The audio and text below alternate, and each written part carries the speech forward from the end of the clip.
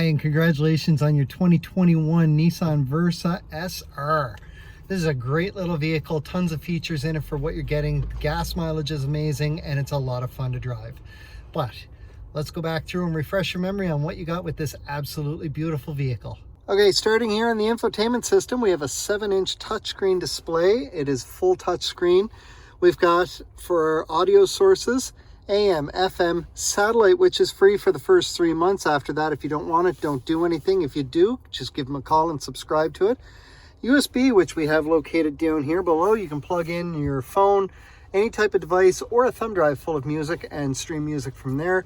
Bluetooth audio, auxiliary, which we also saw down below here. What you don't see, which will show up once they're plugged in, is Apple CarPlay and Android Auto. Very easy to operate everything here. I'm going to hit my back button up here, or the physical back button here to come out of here. My settings is over here. So with this, to set up my phone, I want to go into connections. And then from there, I'm going to hit add new. Now, on an Apple phone, just go into the settings, add, and go into Bluetooth, look for My Versa, and then just add that in. It's going to ask you to allow once, and then after that, you're good to go. Now, if you've got an Android, you're going to do a very similar thing. You're going to go into your settings, you're going to go into Bluetooth, or possibly connections, and then Bluetooth. And then once you're inside that, you're going to hook up and you're going to look for My Versa. You're going to press allow or OK twice.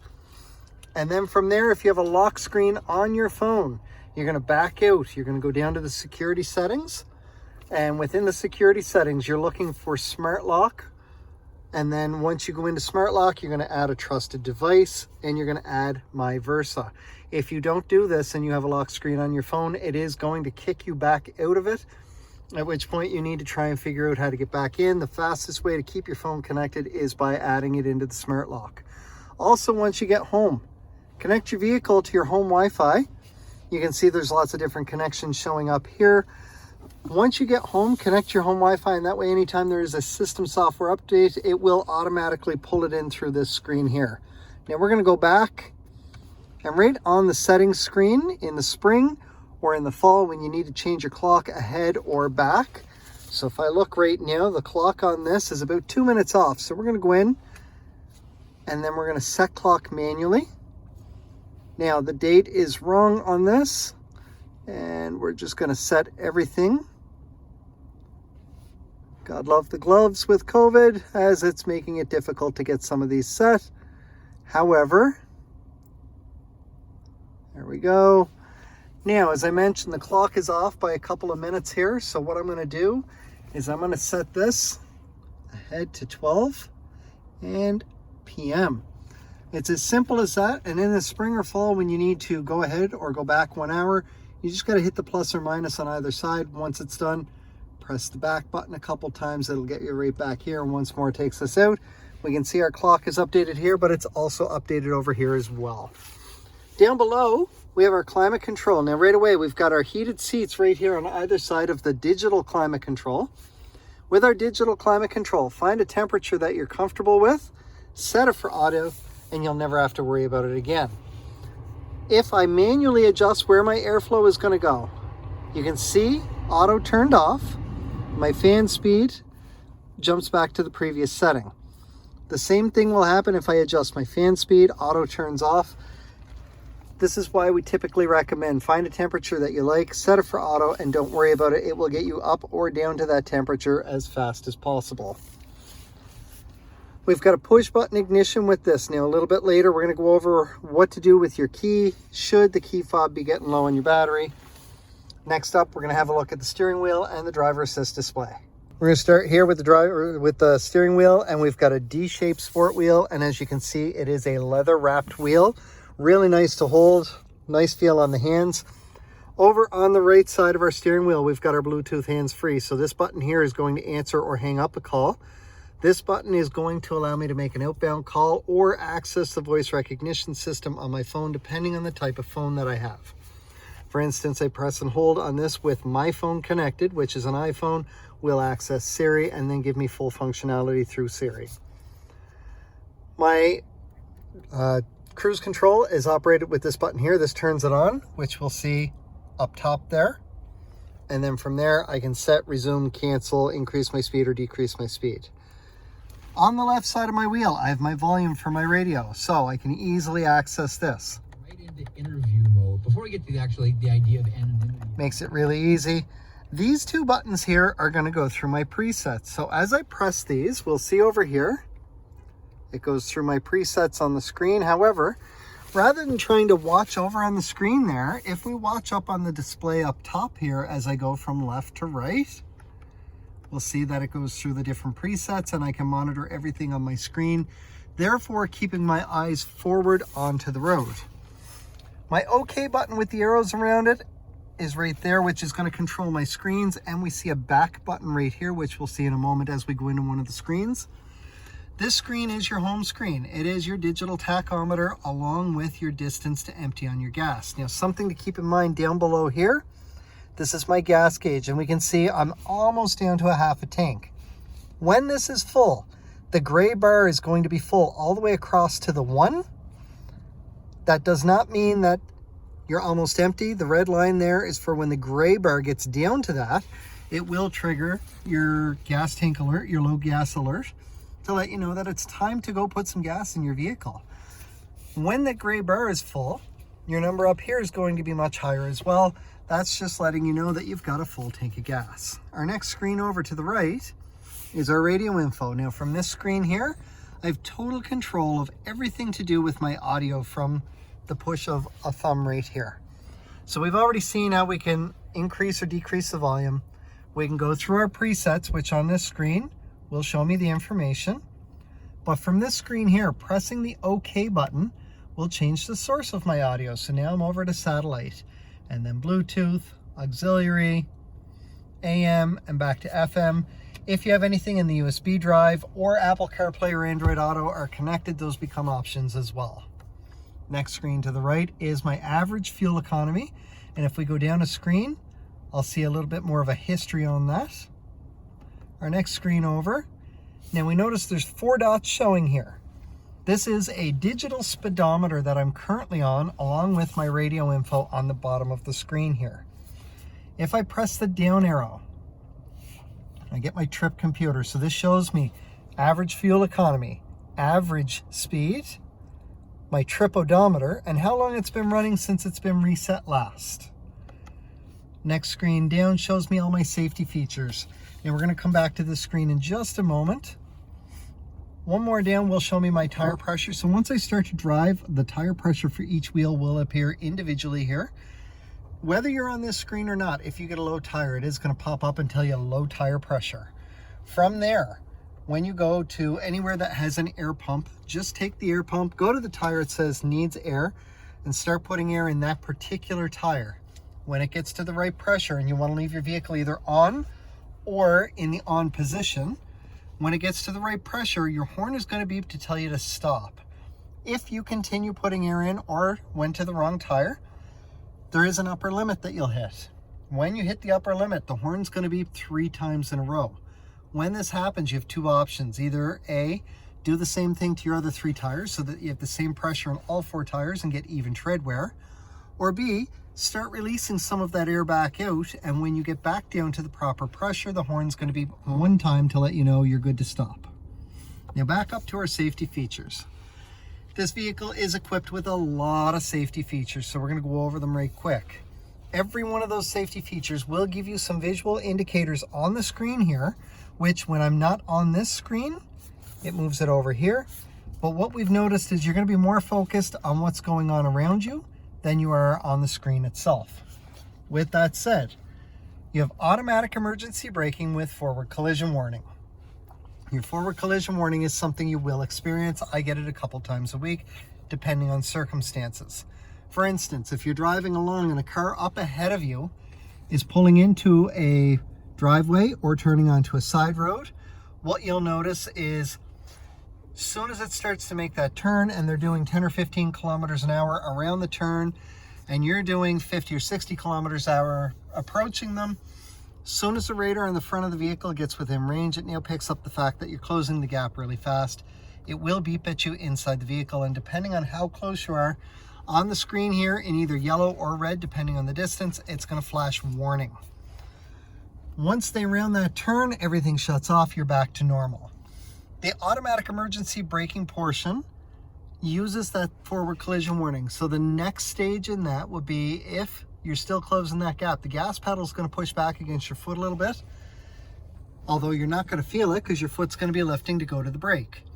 And if need be, it will start to apply the brakes for you to help avoid or minimize an oncoming collision. Now, the moment your foot is on the brake, all of that shuts off because you're in total control of the vehicle. We also have pedestrian detection, which is run through a camera up in the windshield behind your rear view mirror. With that, it's going to work the exact same as the automatic emergency braking, except it's going to work much faster. And the reason being, the car in front of you that's either slowing down or has hit the brakes still has some forward momentum, while the person who's just walked out in front of you does not, and we're hoping to avoid giving them any forward momentum.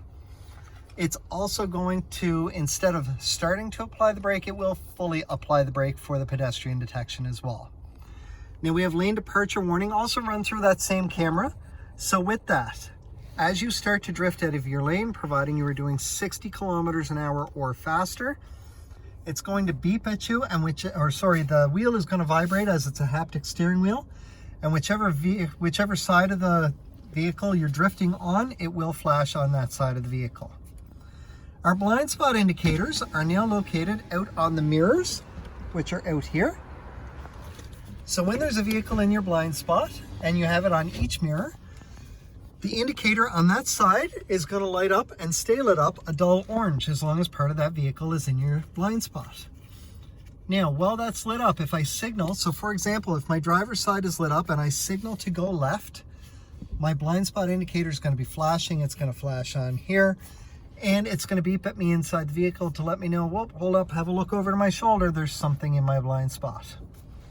You have rear cross traffic alert, which if you're backing out of a parking spot and there's anything coming at you from either direction within approximately 2 car lengths, it is going to beep at you inside the vehicle. And whichever side the movement is coming from, your blind spot indicator on that side of the vehicle is going to be flashing to let you know you have something coming at you from that side. We have rear sonar in the vehicle, so as we're backing up, now with my backup camera here, I have distance markers, green, yellow, and red hash marks, to show me how close I am to something. Whatever's behind you, if it's above the green hash marks, it's never going to make a sound. However, what you just heard there was our rear cross traffic. Now, if I'm backing up, soon as whatever's behind me gets around the green hash marks or lower, it's going to start beeping at me, and very, very slowly. And the closer I get, the faster the beeping's going to get.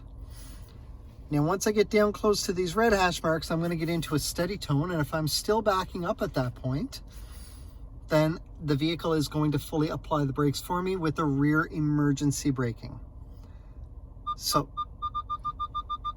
the beeping that you just heard there was because of the gentleman who just walked behind us, so it gives us an idea of how that beeping works. As you heard it start off at a medium speed and then get really fast.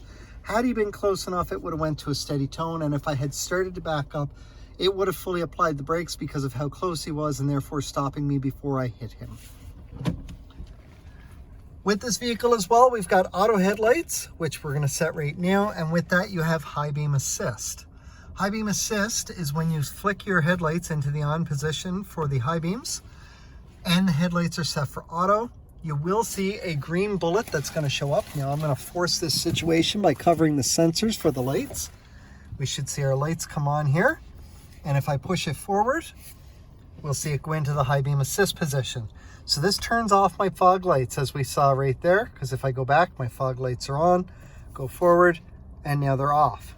But my high beam assist is now on. Now when you're doing 40 kilometers an hour or higher, and you're in a dark enough area, the high beams will automatically come on. The moment that there is a vehicle ahead of you, whether it's going the same direction or coming at you, it will automatically turn off the high beams. This will happen anytime that you're in an area that's not well lit. If you are in an area that is well lit, regardless of nothing being in front of you, the high beams will not come on. That is all the safety features that are on our vehicle, but we're going to go back through now and we're going to hop over and have a look at the next screen.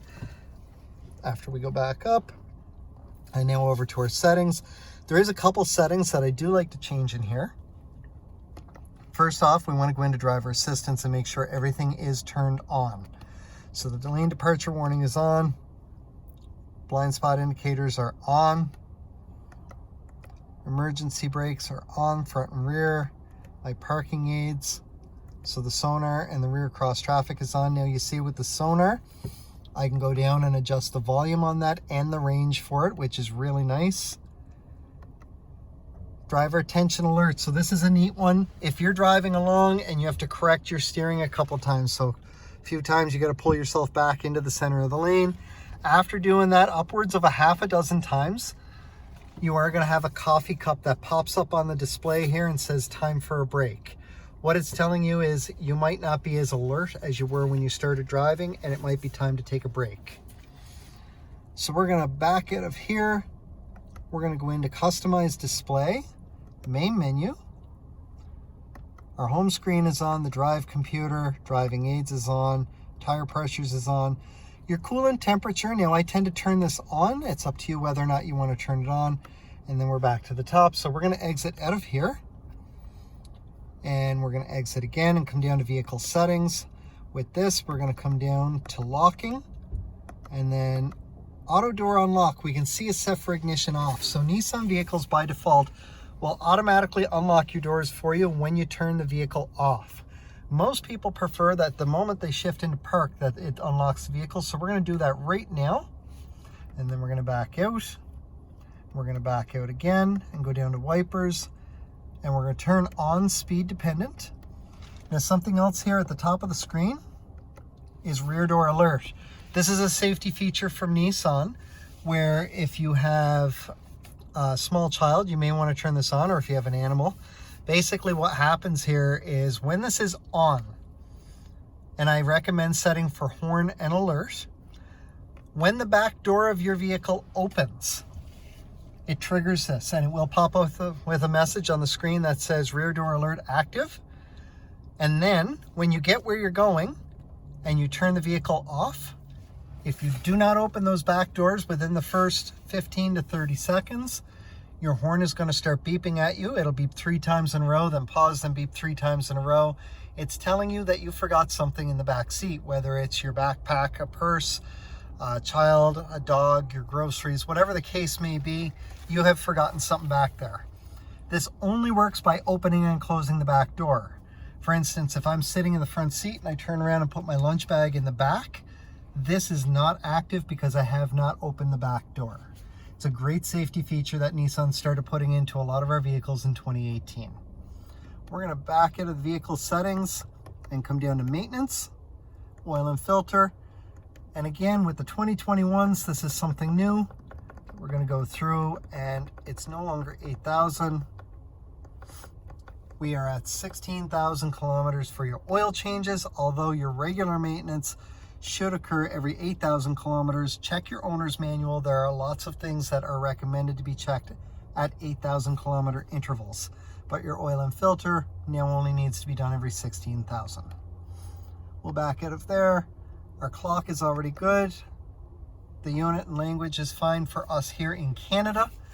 Feel free to play with your settings. As you see, you cannot mess anything up. The factory reset is there, and if you want it set the way I have it set, you just saw how to do it. Just go back in the video and you'll be able to see it again.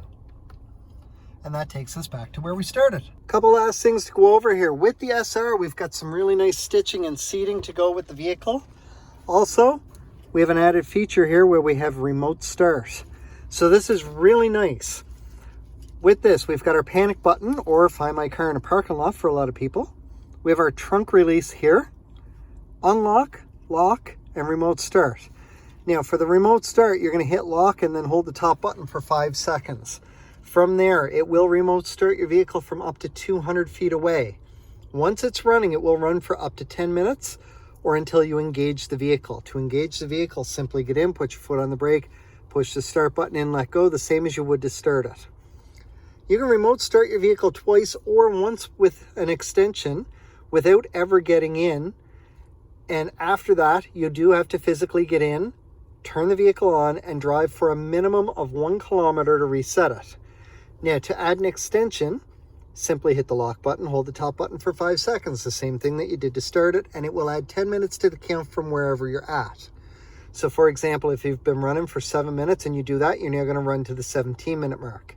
If you remote start it and do it again right away, it's only going to run to the 11-minute mark. If you decide you're not going anywhere, simply press and hold the top button for 2 seconds. It will turn off. When your battery starts to get low, the very first time that you'll notice, it's either going to pop up here and tell you low key fob battery, or you'll get in, put your foot on the brake, press the button, and it'll tell you incorrect key ID. Don't panic. This just means that it's not picking up the key right away. Your key is still in the vehicle. The beauty of this is that it can stay in your purse or pocket without ever having to come out. If that happens, let the message go away and then try again. It should start. If the message keeps coming up and you're having difficulty getting it started, or maybe your key fob is just completely dead, if it is completely dead, to get in the vehicle, push over this little button and then your key will pop out. There's a keyhole in the driver's side door. From there, when you get inside, take your key fob with your foot on the brake, use the key fob to push their button down. It will still start your vehicle. Time to go get a new battery at that point. If you're going to buy the battery yourself and do it yourself, simply pop the key out. Get something small into one of these 2 little recessed areas here and give it a twist. It will pop open and inside is a battery. The battery looks like a watch battery, just bigger. And the number on the battery is your battery size. They're about $6 or $7 to go through and switch them out. And if you don't want to do it yourself, just take it into your nearest Nissan dealer. They're going to charge you another $1 or so, and they'll do it all for you, and they'll test the battery in the process. Makes it very easy to do anything with. Congratulations again on your 2021 Versa SR sedan. This is a great little car, fun to drive, very, very peppy. It's built on our Kicks platform, which is why it handles so well. I know you're going to love your vehicle. If you still have any questions, please don't hesitate to get in touch. You can call, text, email, or stop into O'Regan's Nissan at 60 Baker Drive in Dartmouth, Nova Scotia, and we'll do everything that we can to help you out. I look forward to seeing you when it's time for your next vehicle, and if you're in service for your regular maintenance, please pop by and say hello.